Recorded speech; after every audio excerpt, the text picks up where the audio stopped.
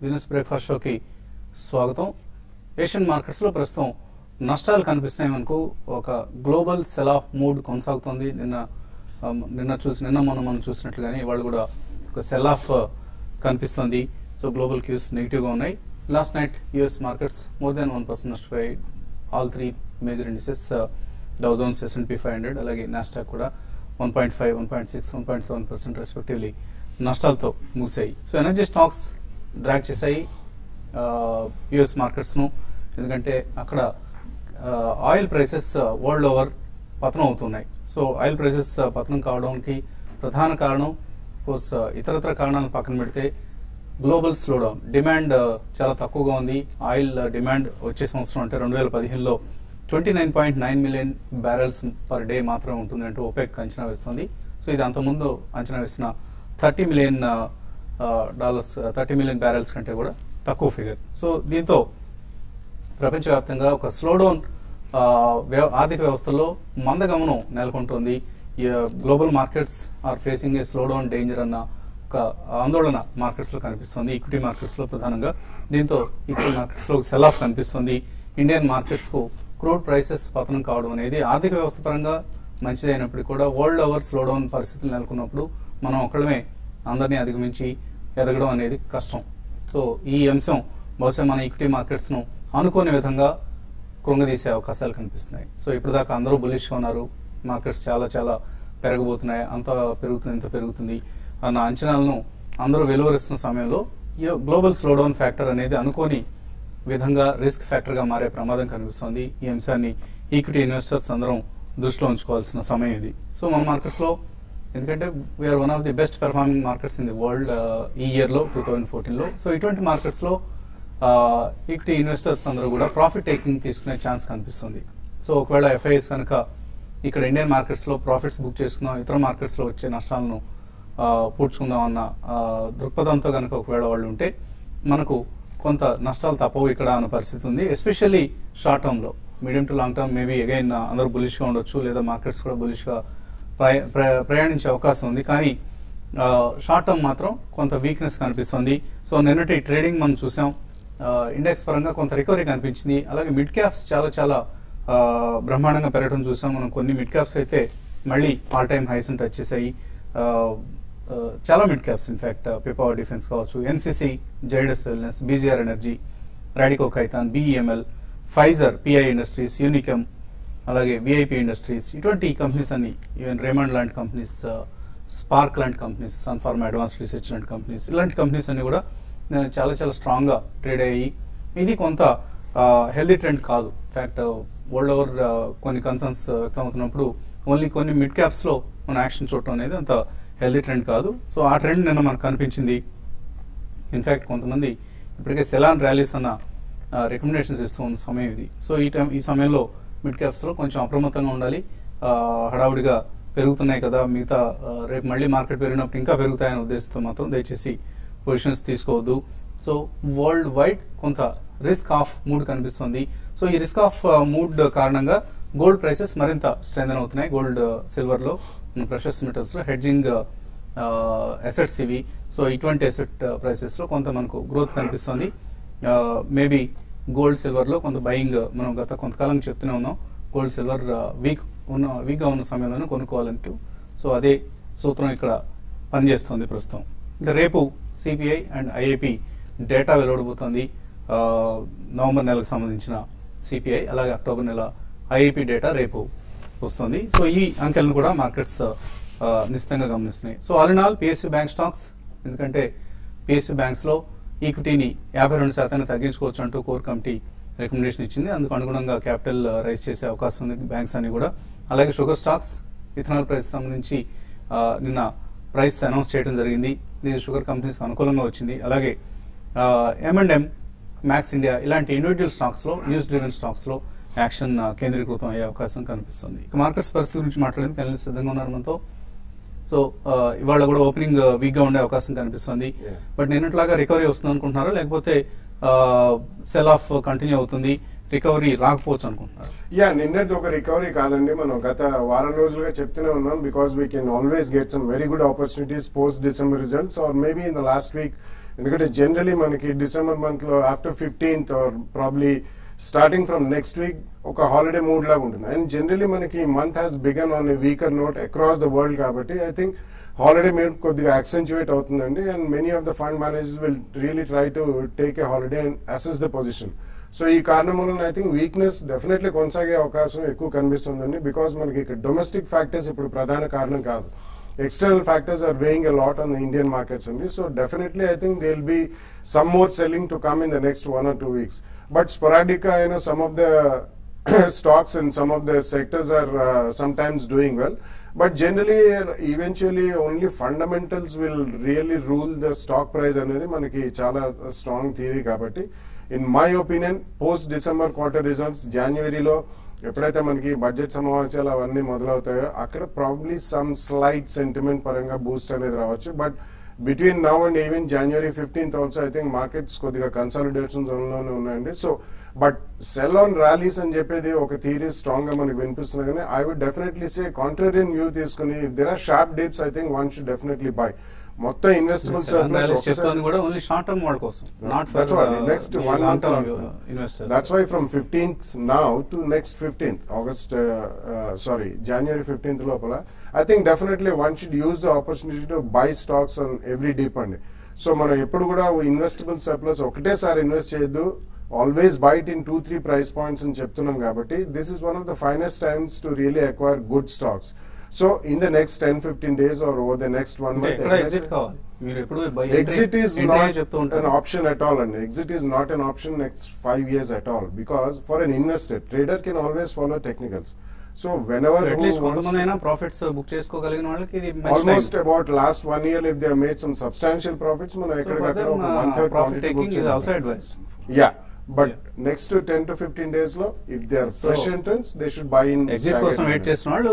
This can be traders can use the opportunity on every trading bonds. Okay. So మీరు ఎటువంటి సలహా ఇస్తున్నారు? Opening week గా ఉండే అవకాశం కనిపిస్తుంది.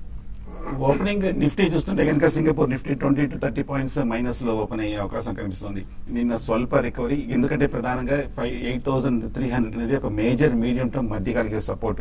అక్కడ లాస్ట్ 1 month గా మేజర్ బాటమ్స్ కూడా ఏర్పడింది. అలాగే 4-5 రోజులుగా మార్కెట్ కంటిన్యూస్ గా పడుతూ వస్తుంది కాబట్టి నిన్న ఒక స్వల్ప రికవరీ మనం చూసాము.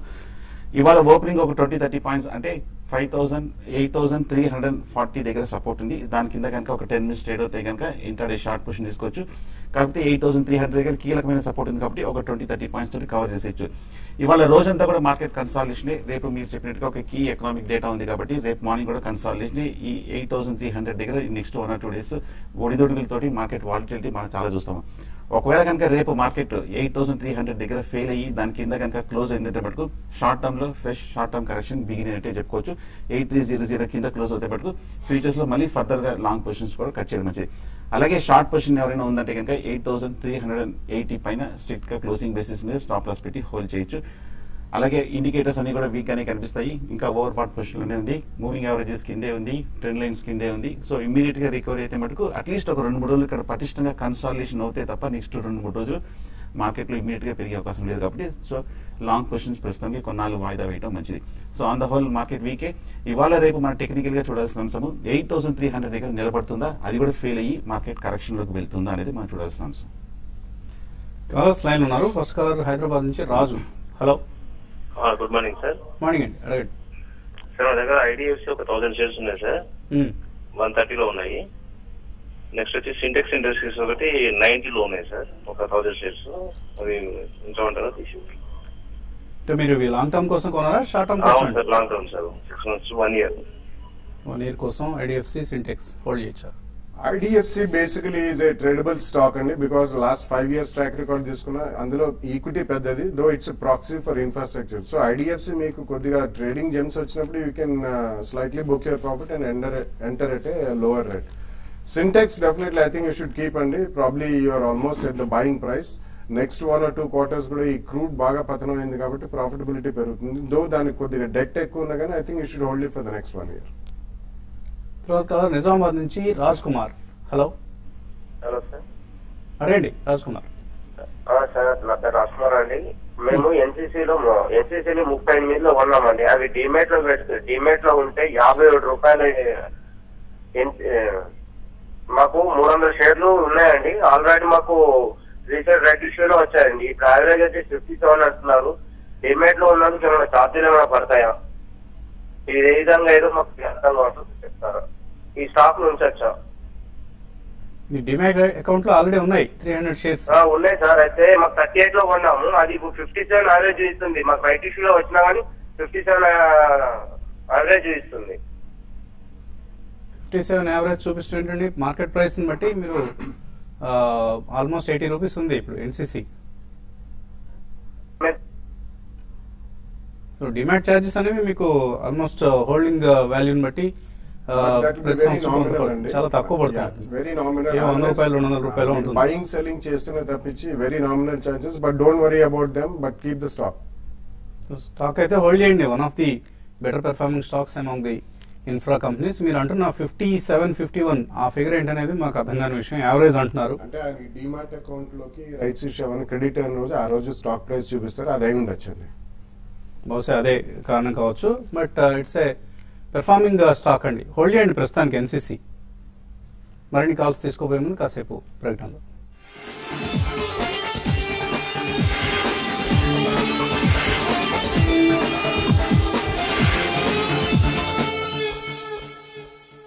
అండర్లైనింగ్ ట్రెండ్ మటుకు చాలా బేరిష్ గానే ఉంది. నా ఉద్దేశం అయితే మటుకు ఒకవేళ నెక్స్ట్ ర్యాలీ వచ్చినప్పుడు జేపీ అసోసియేట్స్ ఎగ్జిట్ అయిపోవడం మంచిది. ర్యాలీస్ లో ఎగ్జిట్ అయిపోయింది జేపీ అసోసియేట్స్ నుంచి. తర్వాత కాలర్ లైన్ ఉన్నారు నాగేశ్వరరావు హైదరాబాద్ నుంచి. హలో. నమస్తే సార్. నమస్తే అండి, అడగండి. సార్ నా దగ్గర హ్యాట్సన్ అగ్రో ముంజోల్ షో ఉన్నాయి సార్. 200 షేర్లు ఉన్నాయి సార్. ఇది లాంగ్ టర్మ్ ఇన్వెస్ట్మెంట్ షేర్ చేశాను సార్, బై చేశాను సార్. సో లాంగ్ టర్మ్ కోసం ఈ రెండు హోల్డ్ చేయొచ్చు. Yeah, decent mid-cap companies, and I think you can hold both. Munjal Show also recent times lo almost 225, 240 zone kelli malli koddiga reaction ayindi, but Hudson Agro, both of them I think long term antunaru kabatti unchandi. తర్వాత caller Dheeraj Hyderabad నుంచి. Hello Dheeraj. Hello, అడగండి. The jet Airways and Infosys short share గురించి, అంటే short term కోసం jet Airways and Infosys తీసుకుందాం అనుకుంటున్నారా? కొన్నారా? Infosys 20 shares purchase చేస్తాము. సో షార్ట్ టర్మ్ కి ఉంచమంటారా, లేకుంటే లాంగ్ టర్మ్ మెయింటైన్ చేస్తే బెటర్ అంటారా? Jet Airways and Infosys. Jet Airways చూస్తే కనుక ఈ మధ్య కాలంలో కరెక్ట్ గా లాస్ట్ ఒక 1 or 2 వీక్స్ లోనే అమాంతంగా 250 రూపీస్ నుంచి 450 రూపీస్ వరకు పెరిగింది. కరెక్ట్ గా 450, 470 దగ్గర మేజర్ సైకలాజికల్ రెసిస్టెన్స్ కూడా ఉంది. నా ఉద్దేశం ఫర్దర్ గా వెళ్ళాలంటే కనుక ఈ లెవెల్లో కన్సాలిడేషన్ వచ్చే అవకాశం కనిపిస్తుంది. సో లోయర్ రిటర్న్ కొంటారు. నా ఉద్దేశం 450 ఆ లెవెల్లో మీరు షార్ట్ టర్మ్ అయితే ప్రాఫిట్ బుక్ చేసి ఎగ్జిట్ అవ్వచ్చు. అలాగే ఇన్ఫోసిస్ చూస్తే కనుక ఈ మధ్య కాలంలో లాస్ట్ 1 వీక్ లోనే 2200 రూపీస్ నుంచి 1900 రూపీస్ వరకు పట్టడం జరిగింది. కరెంట్ రేట్ 1900 to 1800 దగ్గర చాలా స్ట్రాంగ్ సపోర్ట్ కనిపిస్తుంది. ఒకవేళ నెక్స్ట్ 1 or 2 డేస్ నుండి ఏ మాత్రం 1800 దగ్గర కనుక నిలబడిందంటే కనుక మీరు షార్ట్ టర్మ్ కోసం ఇది ఫస్ట్ బయింగ్ పాయింట్ గా బై చేయొచ్చు. కిరణ్ విజయవాడ నుంచి. హలో. హలో కిరణ్ అడగండి. Good morning sir. Good morning. Hello అడగండి, వినిపిస్తుంది. ఓకే అండి. సో ఆయన కాల్ ప్రాబ్లం ఉన్నట్లు కనిపిస్తుంది. అండ్ ఈమెయిల్స్ వచ్చాయి మనకు. షారన్ బయో రవికుమార్ అడుగుతున్నారు, ఈ స్టాక్ తీసుకోవచ్చా ఇక్కడ? Yeah, it's a small cap pharmaceutical company and I think recent times lo adi baga correction ki gurayindi. You should wait for some more time before you invest andi. Ante decent return ichindi last year, bonus adi kuda icharu gaani koddiga correction steep ga unde avakasam undi kabatti just wait for some more time before you invest. రామశేష్ అడుగుతున్నారు, Hindustan Unilever ITC ఈ టైంకి తీసుకోవచ్చా? రెండు bullish గా ఉన్న stock ఈ మధ్య కాలంలో కొంచెం లాస్ట్ 1 వీక్ మార్కెట్ రియాక్షన్ బాగా పెరిగిన స్టాక్. కొంచెం ఓవర్ బాట్ లో ఉంది. ఒక చిన్న డిప్ లో ఒక 5% డిప్ లో రెండు బై చేయొచ్చు. Reliance diversified power sector fund లో ఇన్వెస్ట్ చేశారు 7 సంవత్సరాల క్రితం. డాక్టర్ శివ వెయిట్ చేయొచ్చా, అమ్మేసుకోవచ్చా ఇక్కడ? I think you should come out and atla sectoral fund lanu undalante you should go via the SIP route in banking and financials andi, but generally pure vanilla fund lo pettukunte better endukante sectoral fund will never give you a better return than a vanilla fund over a longer period of time. Sai Shri అడుగుతున్నారు, 1500 లో Britannia కొన్నారు, 1 month wait చేయొచ్చా? Britannia industries బాగా పెరిగిన stock అండి. In fact last 1 or 2 months చూస్తే కనుక continuous గా ₹1000 నుంచి 1800 పెరిగింది. కరెంట్ రేటు 1850 to 1900 దగ్గర రెసిస్టెన్స్ ఉంది. షార్ట్ టర్మ్ అయితే కనుక ఇక్కడ ప్రాఫిట్ బుక్ చేయొచ్చు. లాంగ్ టర్మ్ అయితే కనుక బులిష్ గానే ఉంది. హావెల్స్, క్రాంప్టన్ గ్రీవ్స్ ఈ రెండిట్లో 1 year హోల్డ్ చేయడానికి ఏది బెటర్ స్టాక్? ఆనంద్ అడుగుతున్నారు. I think Havells నిన్న management only they came out on national television and said ఈ ఇయర్ గైడెన్స్ అంత ఆశాజనకంగా ఉండదని చెప్పి. So I think Crompton guidance that's what guidance and వాళ్ళకి సిల్వేనియా అని వాళ్ళ international operation they may take a hit అండి. So Crompton on declines I think is a better bet. Federal bank ₹152 కొన్నారు Durga Praveen. Stock అక్కడే కొట్టుకుంటోంది. ఏం చేయాలి? ఫండమెంటలీ ఎలా ఉంది ఈ bank?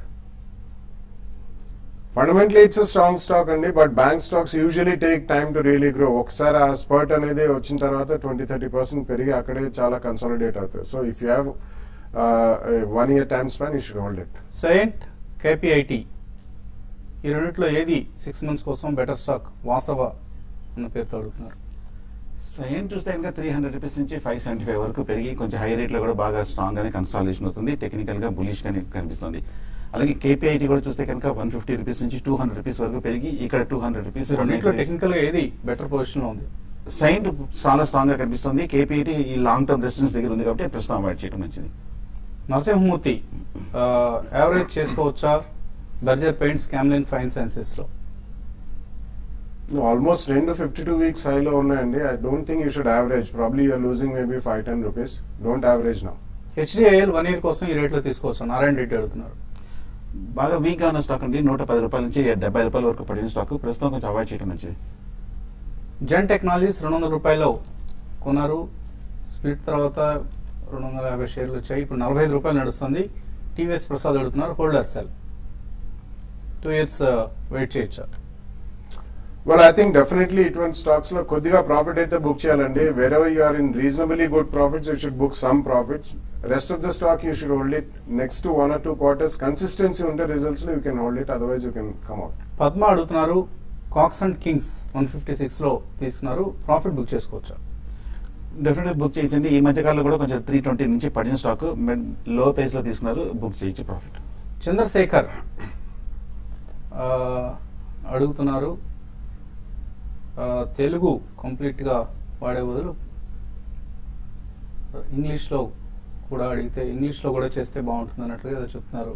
Bala speaks only in English except for some filter words like అండి కొద్దిగా. ఓకే, అందరం ఎక్కువ ఇంగ్లీష్ లో వ్యవహారికంగా ఎక్కువ ఇంగ్లీష్ లో మాట్లాడుతూ ఉంటాం అండి రోజువారీ కార్యకలాపాల్లో. మేబీ అందువల్ల కొద్దిగా ఇంగ్లీష్ ఎక్కువగా వస్తూ ఉంటుంది.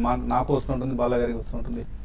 సో కిచిడి చేయొద్దన్న మీ సలహా ఓకే, ప్రయత్నిస్తాం. కానీ పూర్తి తెలుగులో మాట్లాడితే కూడా మన వాళ్ళకి కొంతమందికి అర్థం కాకపోవచ్చు. ఇన్ఫాక్ట్ మనకు కొంతమంది నాన్ తెలుగు స్పీకర్స్ కూడా మనకు చూస్తూ ఉంటారు ఈ ప్రోగ్రామ్ని. సో అందరి సౌకర్యార్థం అప్పుడప్పుడు కొద్దిగా ఇంగ్లీష్ కూడా వాడుతూ ఉంటాం. అవి ఒకవేళ మీకు అది అసౌకర్యంగా ఉంటే మన్నించండి. మనోజ్ అడుగుతున్నారు. సింటెక్స్ ₹101 కొన్నారు. ఆర్చీస్ ₹32 కొన్నారు. 3 months కోసం హోల్డ్ చేయొచ్చు. షార్ట్ టర్మ్ అయితే మటుకు సింటెక్స్ కరెక్ట్ గా ₹100 దగ్గర స్ట్రాంగ్ రెసిస్టెన్స్ ఉందని ప్రస్తుతానికి అయితే హోల్డ్ చేయండి. ఒకవేళ చిన్న డిప్ వచ్చినా కూడా భయపడాల్సిన అవసరం లేదు. ఆర్చీస్ కూడా ఈ మధ్య కాలంలో కొంచెం ₹38 నుంచి స్ట్రాంగ్ ₹28 వరకు పడింది. 28 దగ్గర స్ట్రాంగ్ సపోర్ట్ ఉంది. ప్రస్తుతానికి హోల్డ్ చేయండి. ఫోర్స్ మోటార్స్ 1320 కొన్నారు. బాలకృష్ణ ఇండస్ట్రీస్ 750 కొన్నారు. ఇన్ఫో ఎడ్జ్ 980 కొన్నారు. డిజిటల్ మార్క్ అన్న పేరుతో వచ్చింది. ఏం చేయాలి? I think you should hold it and you're not really making a great loss, but I think you should definitely hold it. ఆయన సింటెక్స్, నీల్ కమల్, హెచ్సిఎల్ టెక్నాలజీస్ కు మారొచ్చా? Not a good idea at all. Naukri.com, HCl, Infosys ఈ రెండు తీసుకున్నారు. Raj Kumar average చేసుకోవచ్చా ఇక్కడ? నౌకరీ ఇప్పుడే ₹1000 నుంచి కొంచెం 920 వరకు కొంచెం పట్టడం జరిగింది. ప్రస్తుతానికి అయితే వద్దు, కరెక్షన్ లో ఉన్నట్టుగా కనిపిస్తుంది. అలాగే హెచ్సిఎల్, ఇన్ఫోసిస్ కూడా కొంచెం ఓవరాల్ గా వీక్ గా ఉన్న స్టాక్. ఈ స్టాక్ ని కూడా ప్రస్తుతం అవాయిడ్ చేయండి. భైరవ్ అడుగుతున్నారు. కేపీఆర్ మిల్స్, కార్బోనం యూనివర్సల్స్ ఈ లెవెల్లో తీసుకోవచ్చా? రెండు డీసెంట్ కంపెనీస్ అండి. So you can take about 25-30% of your investable money. తర్వాత ఏదైనా ఒక 5-7% పడితే సెకండ్ ప్రైస్ పాయింట్ లో కొనండి. రవి వర్మ అడుగుతున్నారు. సెంచరీ టెక్స్టైల్స్ ఫ్యూచర్స్ తీసుకున్నారు. 570 స్టాక్ బాగా పడుతుంది. ఏం చేయాలి? ఈ మధ్య కాలంలో కొంచెం మన స్టాక్ చూస్తే కరెక్ట్ గా 575 నుంచి కంటిన్యూస్ గా తగ్గుతూ వస్తుంది. కాకపోతే కరెంట్ రేటు ₹500 దగ్గర సపోర్ట్ ఉంది. కరెక్ట్ గా ₹500 కింద స్ట్రిక్ట్ గా స్టాప్ లాస్ పెట్టండి. ఏమాత్రం రికవర్ చేస్తే ఎగ్జిట్ అవ్వండి. హ్యావెల్స్ ఇంట్రాడే ఎలా ట్రేడ్ చేయాలి శ్రీనివాసరావు అడుగుతున్నారు. ఇంట్రాడే అంటే అప్పటికప్పటికి పరిస్థితిని బట్టి మనం చూడాలండి. ఓపెనింగ్ లోనే చెప్పడం కష్టం, దాని బదులు మన లెవెల్స్ ఫాలో అవటం మంచిది. ఇది వాటి బిజినెస్ బ్రేక్ఫాస్ట్ షో. మధ్యాహ్నం 1:30 మళ్ళీ స్మార్ట్ ఇన్వెస్ట్ లో కలుద్దాం.